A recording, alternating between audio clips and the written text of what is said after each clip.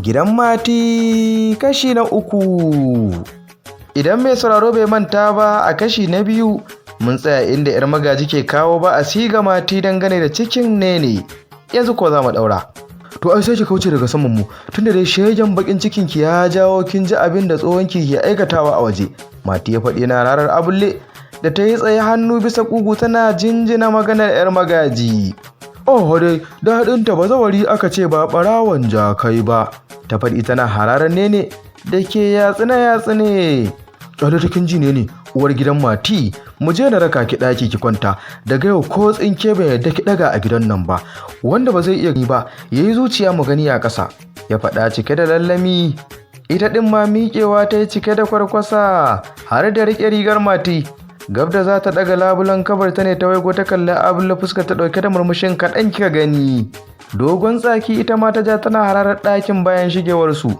Wai kura ce ta samu damar miƙe ƙafa, ai dai mu gani, muna nan za ka zo kana min 'yan murya, har yaushe ma aka yi daren.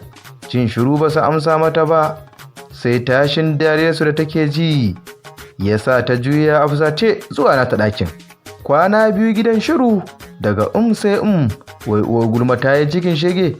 Duk san abula na ta gane gaskiyar cikin Nena abin yaƙiwa, sai ma barinta da takaicin arba da ledar burodi da tsire da take yi kullum safiya. Idan ma ta yi dakon hana ido barci don a kasa da ita, Mati baya shigowa gidan sai dare ya raba. Kafin ta gama barcinta ya kaɗa nasa jakan, yayi gabar tsabar rashin gaskiya. Sauri take ta isa gida don ta fara gwada maganin saka laulayin da gwaggwanta ta bata ta dinga shansa duk dare. Bayan ta sanar mata da abin da ke faruwa a gidansu, ta tsinkaye muryar Delu na kwaɗa mata kira, kamar ba za ta tsaya ba, sai dai ta ja tunga ganin Delun har da ɗan gudunta. Tun da na taho nake addu'ar Allah ya sa na ganki, don ko ba za a yi wannan cin amanar a gabana ba. Gaba ɗaya ta mai da hankalinta kanta. Me ya faru Delu? Na san ki ba kya maganar banza. Ke dai Allah ya raba mu da miji mai ɗabi'ar hankaka. Mati na gani yanzu nan gun yar baiwa mai fara ya sai har ta naira 50. Wai uwar gida ce ke kwaɗayinta, ba ki ganta babban leda. Fara kika ce? Fara da tunkan mu ya aure yake min alƙawarin cinta ta tare numfashinta. Idan ƙarya nake miki wannan zancen, tsawar bana ta sauka a gonar malam alƙur'an. A'a, me na jan masifa zai yi fin haka, ko dan ya nuna shi ɗa namiji ne mai kwandon zawo, bar ni da shi. Yo ko zai mutu ba za ta ci faran nan ba ita kaɗai ba. Ke har ke sai kin ɗanɗana, na gode miki Delu, bari na ƙarasa gidan. Da sallamar ta gidan ta yi jifa da kallabin kanta gefe.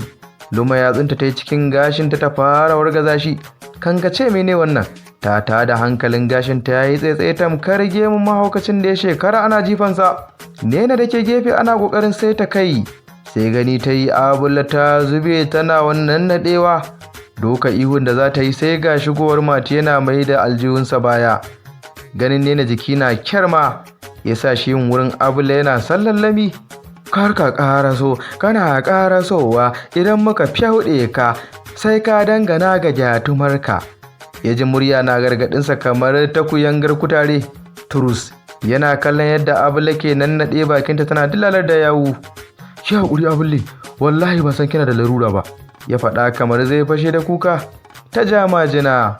Kai ka iya bakinka, wannan ba lalura ba ce, kai ne ka kira mu da kanka da kake taɓa mana godiya kana sa ta kuka, ta faɗa tana zara manyan jajayen idanuwanta. Wadda take mun, ban taɓa sa ta kuka ba, Nena shaida ce. Munafiki, menene wannan a aljihunka na hagu? Bara ce. To wa ka siyowa? Abulla mana, ita ce amarya da bana motsi sai da ita. To ka baiwa waccan ta kawo faran nan gabanmu. Gargaɗin ƙarshe kuma, kakka kuskura ka ƙara kawo ko dusa ce baka haɗa da godiyarmu ba, sai mun musanya mata yaron cikinta da take ɗauke da shi da ƙadangare. Ban gane ba.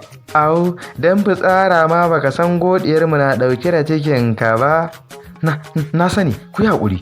Kene ne, miƙa musu faran nan, ya faɗa yana jefa mata ƙullin ledar da ke ta ƙyallin mai. Abulla ta kalla irin da kamar zai faɗo don tsoro. Gani take kamar bakinta ma ya koma gefe, don haka ta yi baya cikin hawaye. Ba zan iya ba Mati. to ko zan fita na barki da su, ki miƙa musu ko za su tafi, ya faɗa da tsawa. A ɗarare ta miƙa ledar gaban Abule da ke naɗe, a guje ta juya zuwa ɗakinta ta lafe bayan kaba tana hangen su.